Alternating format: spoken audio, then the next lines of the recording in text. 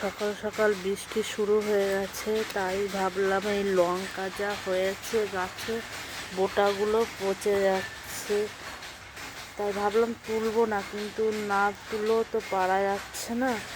তাই ভাবলাম একটু গাছের লঙ্কাগুলো তুলে নিই। কি লঙ্কা বলো তো এটা?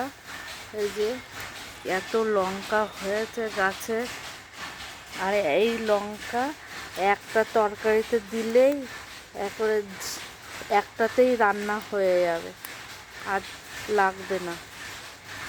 এত বিষাক্ত ঝাল এই লঙ্কাগুলো, কিন্তু আমরা খাই না এই লঙ্কা, কেননা কীরকম একটা